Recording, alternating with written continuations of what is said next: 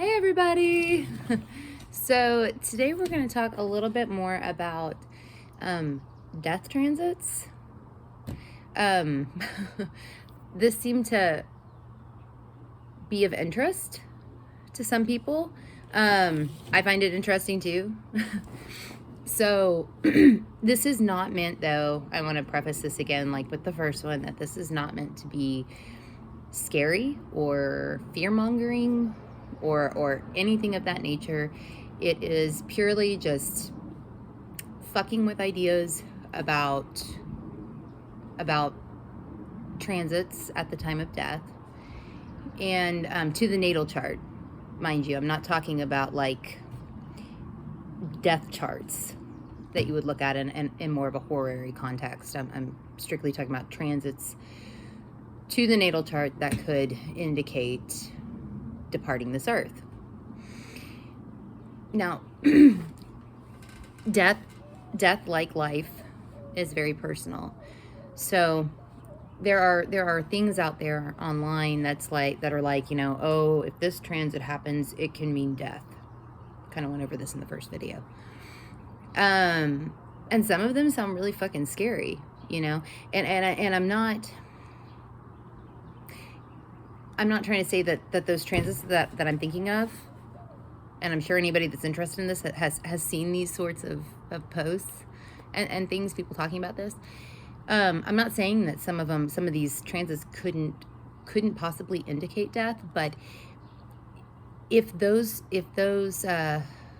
planets involved aren't highlighted in your chart in some way, death would not be like the first thing I would think of. Like, for instance, okay, transit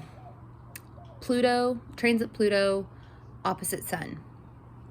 This is one that I have seen, not universally seen written as this, but I've seen it written as like loss of life, essentially, that this is possible. And I'm not saying that it's not possible. It certainly could be. But first of all, my mind wouldn't automatically go there with that transit unless, I wouldn't really want my mind to go there, period, with a client. But if it were to go that way, it would be because, like,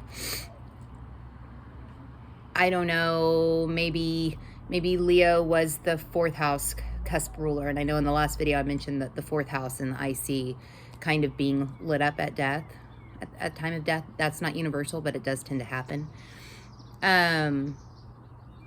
So if I saw transit Pluto opposite natal Sun, and Leo ruled the fourth house, I was on the IC, okay, my mind might go a little bit more in that direction, or it might, because also, with everything, you've got to have some context, right? If this person has no, if they have no health issues, if it doesn't make any sense to bring it up in a reading, I probably won't. Just because to bring it up without there being any context, to bring it up seems rather fear-mongering. And I don't really like to do that. I like to give information to people. I like to have them informed, be as informed as possible from what I can see, but I don't want to scare them, because what the fuck does fear do? It does nothing. It doesn't do anything. So it really doesn't. A little fear in life is okay, but it keeps us safe. But too much, like ruminating on fear, it does fuck all, doesn't do anything. So with a client like that, I might, if my mind were to wander that way, I might mention that they, and I wouldn't say this in like a veiled or scary way, but I might say something like, perhaps you should be careful doing such and such, or whatever, whatever else was going on in the chart. Just take extra precautions, perhaps, whatever. Yeah, I would try to make that as not scary as possible. But transits, when death happens to the natal chart, they're very personal. There is no one size fits all. So I mentioned that the fourth house in the last video, the fourth house and the IC being activated, either by something transiting the fourth house IC, something, the planetary ruler of the IC, let's say let's just go with the example that the IC is in Leo, and the fourth house cusp is in Leo. So for that example, the sun might be activated in some way, or since Leo is ruled by the sun, or even the transiting sun might be doing something at time of death. So I mentioned that. Another thing I've noticed that tends to get activated at death, again, this is not universal, this is not one size fits all, so do not take this and think, I mean, this will always happen, because that's not what I'm saying. But I have noticed that the nodes, the nodal axis, can be lit up. This can be, well, the natal nodes, north and or south, somehow are lit up. Oftentimes I see both are lit up by a transiting planet. But either one could be activated too. Or the ruler, the planetary ruler of the south or north node. Specifically though, in this particular case, the north node I've seen lit up a little, the planetary ruler of the north node I've seen lit up a little bit more. So I would definitely look at the nodes with this kind of stuff. If you're like going through like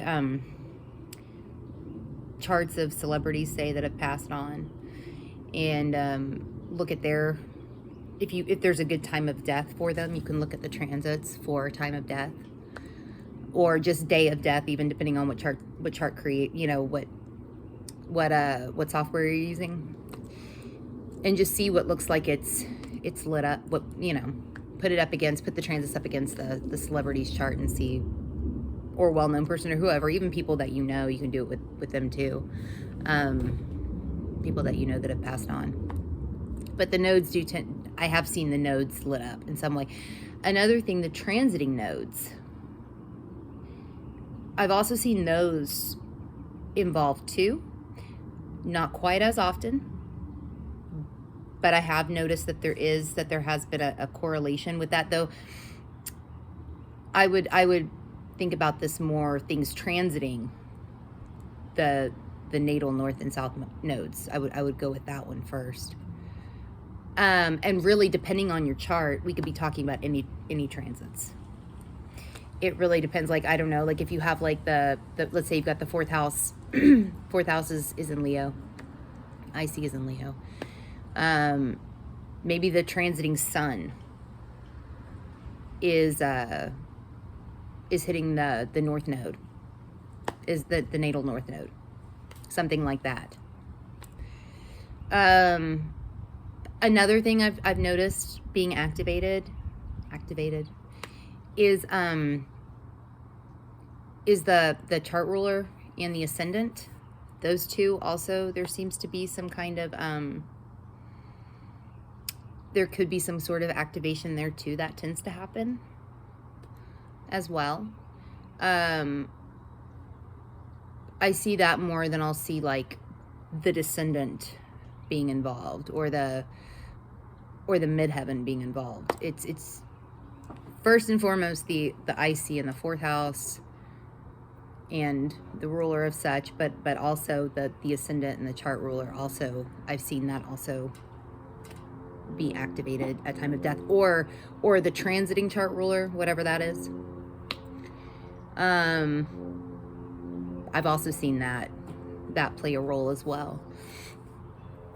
So those are definitely some other ideas to pay attention to when you're looking at transits for death. And not necessarily, I don't know if I would necessarily sit there and try to predict your own death. I don't know if that's a very, I mean, if you want to, you can. I'm not going to stop you. I can't, you know. I'm not sure that that is what I would prefer people to do with this. but definitely, you know, definitely using it as an information to make yourself more informed about these sorts of things, about correlations between these sorts of things. I don't think we'll ever find a one-size-fits-all death transit. I just don't. I don't think it exists. It's like I said, death like life is very personal, and it's very, very personal. So, but yeah, I'm gonna get going. If you're watching this on YouTube, you can find us on Instagram at Let's Fuck With Astrology. I am at Saturn Season Astrology on Instagram. Natalie is at Abaturno Astrology on Instagram. If you're watching this on Instagram, you can find us on YouTube by searching for Let's Fuck With Astrology. If you do the Reddit thing, you can find us on the subreddit Let's Fuck With Astrology. And if you're interested in the star cards, you can go to letsfuckwithastrology.com/star-cards. Okay, everybody. I'll see y'all later.